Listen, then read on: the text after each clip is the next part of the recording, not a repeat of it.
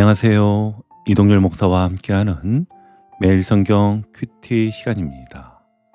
오늘 우리가 함께 나눌 본문은 역대하 33장 1절에서 25절 말씀입니다. 여러분, 어제까지 함께 나눈 히스기야 왕의 시대를 기억하시나요?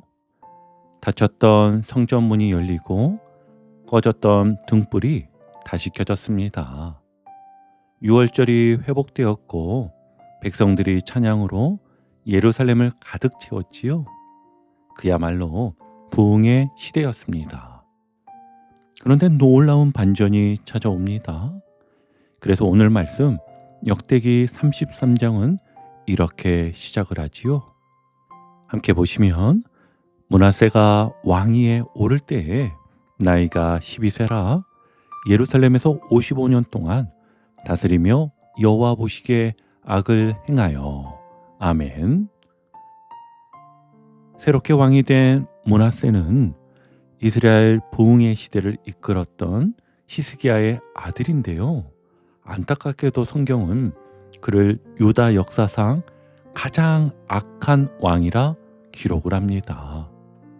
하나님께로 향하던 예배의 불길은 식어갔고 그의 통치 아래 예루살렘은 다시 어둠과 우상의 제단으로 덮였기 때문이었습니다. 참 아이러니하지요. 아버지는 성전을 정결케 했는데 아들은요, 그 성전을 또다시 더럽힙니다.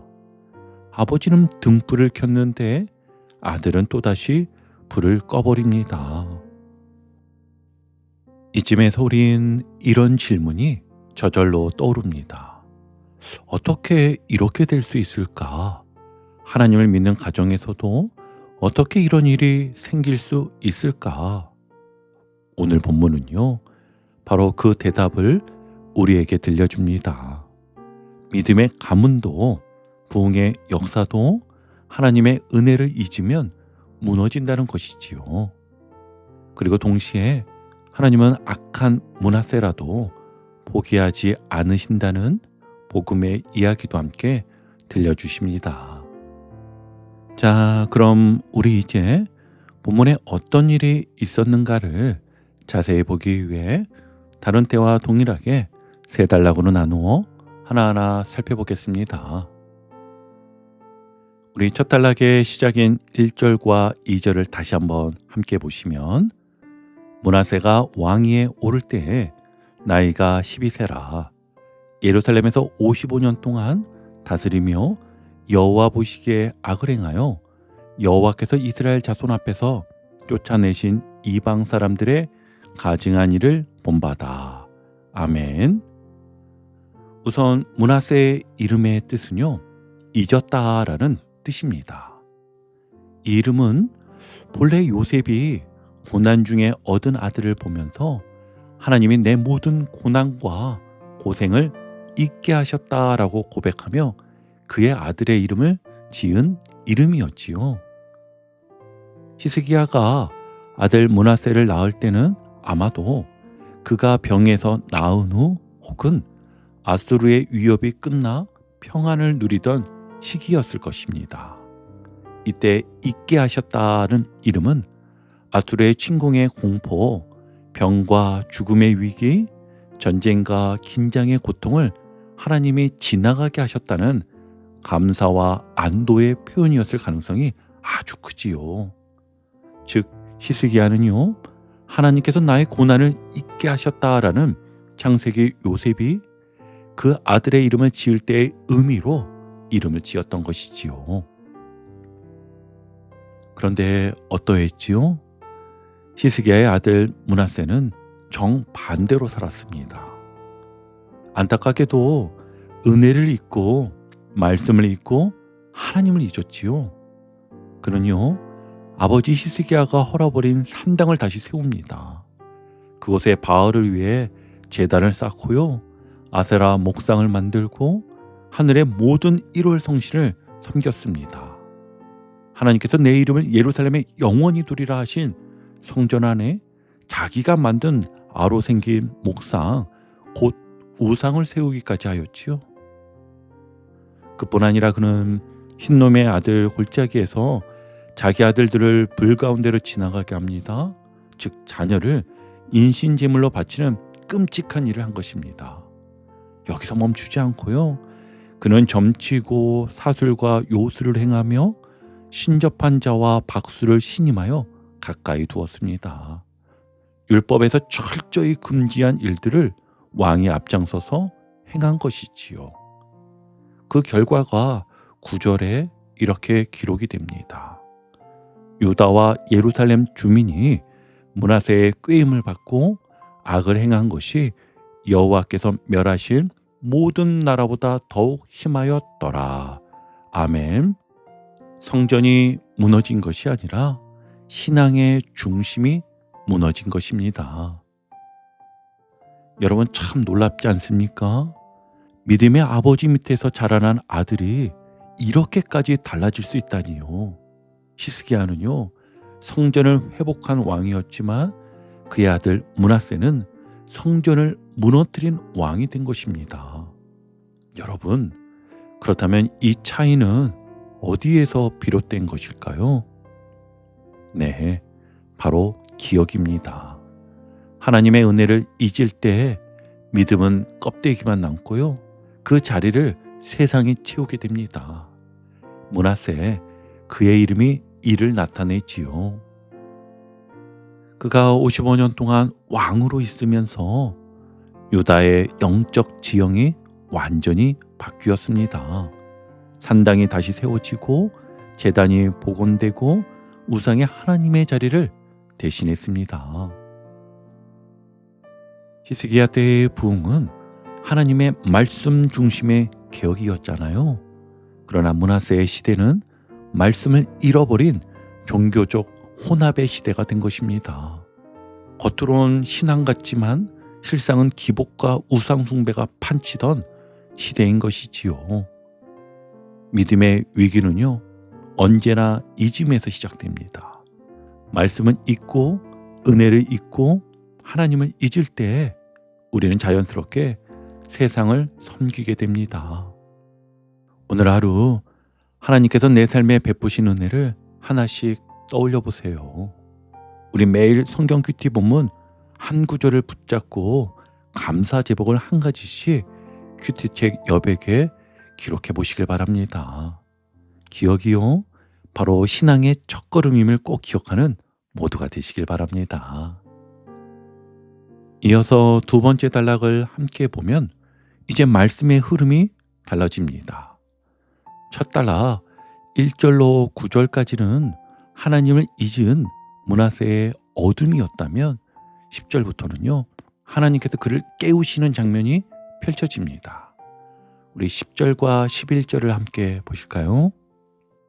여호와께서 므낫세와 그의 백성에게 이르셨으나 그들이 듣지 아니하므로 여호와께서 아수르 왕의 군대 지휘관들이 와서 치게 하심에 그들이 므낫세를 사로잡고 쇠사슬로 결박하여 바벨론으로 끌고 간지라.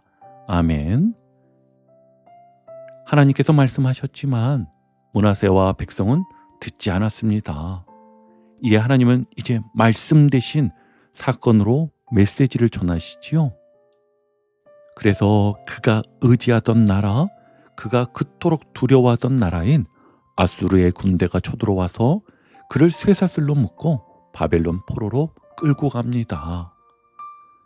왕좌에 앉아있던 그가, 히스기야의 아들인 그가, 부흥의 가문의 자손이 이제는 바벨론의 감옥에서 눈물을 흘리고 있습니다.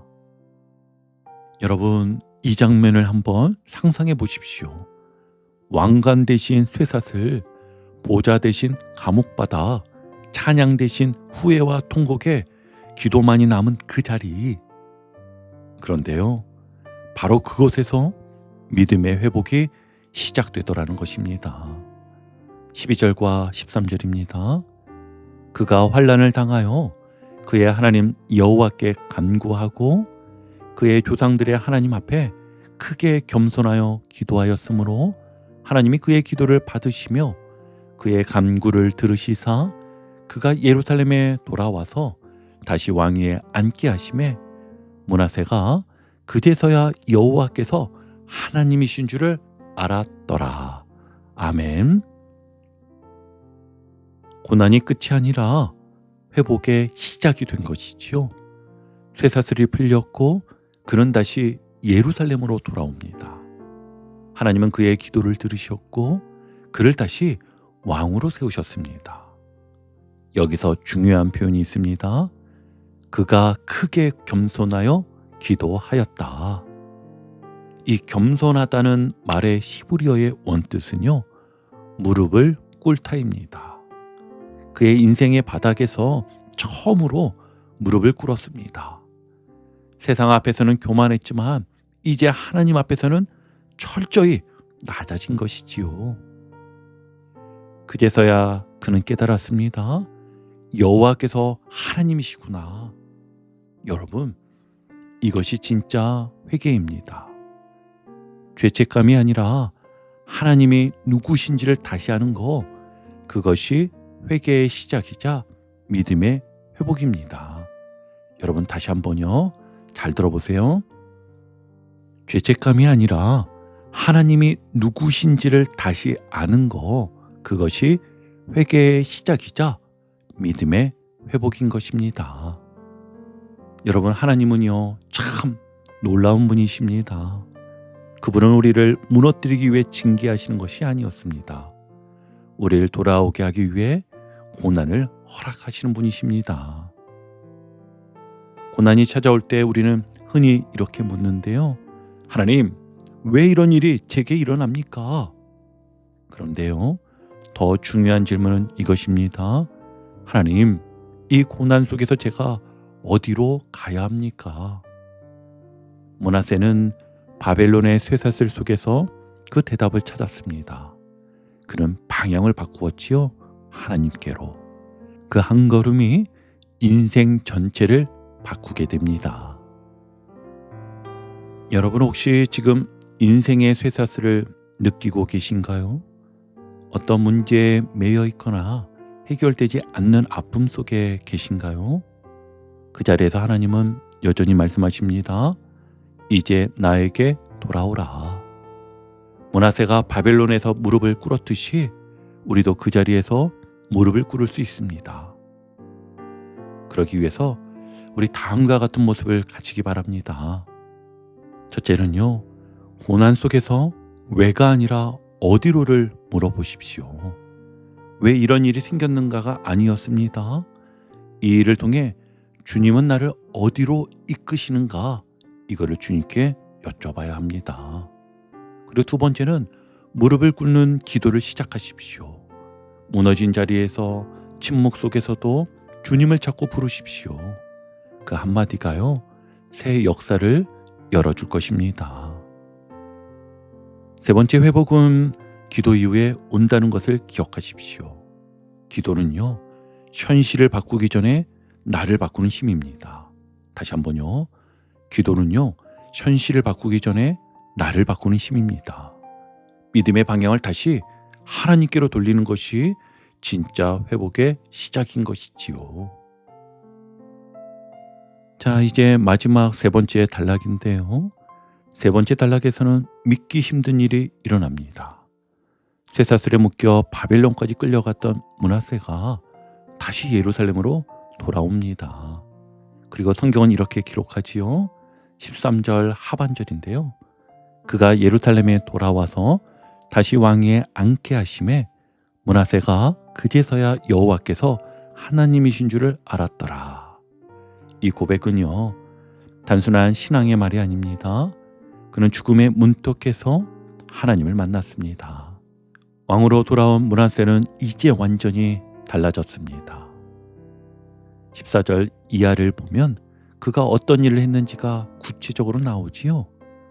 그 후에 다윗성 밖 기온 서쪽 골짜기 안에 외성을 쌓되 어문 어귀까지 이르러 오벨을 둘러 매우 높이 쌓고 또 유다 모든 견고한 성읍에 군대 지휘관을 두며. 아멘. 이제 그는 더 이상 자기 생각과 자기 힘만으로 나라를 지키지 않습니다. 그는 하나님께 받은 기회를 지키기 위해 나라를 새롭게 세웁니다.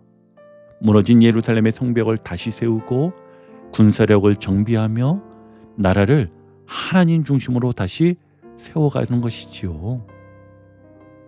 그리고 이어지는 15절과 16절 말씀은 그의 회개가 단순히 눈물에 그치지 않았음을 계속해서 분명히 보여줍니다. 우리 15절과 16절도 한번 볼까요? 이방의 신들과 여호와의 전에 있던 우상을 제거하고 여호와의 전을 건축한 사내와 예루살렘에 쌓은 모든 제단들을 다 성 밖에 던지고 여호와의 제단을 보수하고 화목제와 감사제를 그 제단 위에 드리고 유다를 명하여 이스라엘의 하나님 여호와를 섬기라 하매. 아멘. 자신이 더럽혔던 바로 그 자리, 하나님의 이름을 두신 그곳을 깨끗하게 청소합니다. 그는 예배를 회복했고 백성들에게 명령했습니다. 다시는 우상을 섬기지 말고 오직 여호와만 섬겨라. 이것이 바로 회개가 만든 변화입니다. 눈물로 시작된 회개가 행동으로 이어진 회복으로 열매 맺은 것이지요. 그러나 17절을 보면 한 문장에 아쉽게도 마음을 멈추게 합니다. 백성이 그의 하나님 여호와께만 제사를 드렸으나 아직도 산당에서 제사를 드렸더라. 아멘. 안타깝게도요, 회복은 일어났지만 완전한 회복은 아니었습니다. 므낫세는 우상을 없앴지만 백성들의 마음에 남아있던 산당까지 없앨 수는 없었던 겁니다. 예배는 회복되었지만 신앙의 습관은 여전히 이방의 흔적을 품고 있었던 것이지요. 이것이 오늘 우리에게 깊은 교훈을 줍니다. 죄의 문제는요, 단번에 끊어지는 것이 아니라 회개의 여정 속에서 조금씩 정화된다는 것입니다. 믿음은 회복되었지만 완전히 새 사람으로 살아가기 위해선 우리 마음 안에 남은 산당을 무너뜨리는 싸움이 계속되어야겠지요. 우리 안에도 여전히 남은 산당이 있습니다. 눈에 보이진 않지만 마음속에 자리한 자존심, 두려움, 물질의 욕심, 믿음으로 다시 일어서기 위해선 이 내면의 산당을 헐어야 합니다. 오늘 하루 이렇게 기도해 보시길 바랍니다. 주님, 제 마음에 남은 산당을 헐어주옵소서. 사람의 시선보다 주님의 마음을 더 두렵게 하옵소서. 이제 오늘 큐티를 정리하며 마무리하겠습니다. 여러분, 므낫세는 유다의 역사에서 가장 악한 왕이었습니다. 그러나 하나님은요, 그를 버리지 않으셨습니다. 그가 쇠사슬에 묶였을 때에도, 그가 우상을 섬기던 때에도 하나님은요, 그를 기다리고 계셨습니다. 그가 무릎을 꿇고 부르짖자 하나님은 그의 기도를 들으시고 그를 다시 예루살렘으로 돌아오게 하셨습니다. 오늘 말씀은요, 이렇게 우리에게 속삭입니다. 악한 므낫세라도 회개하면 살았다. 그렇다면 하나님이 우리를 포기하시겠습니까? 절대 아닙니다.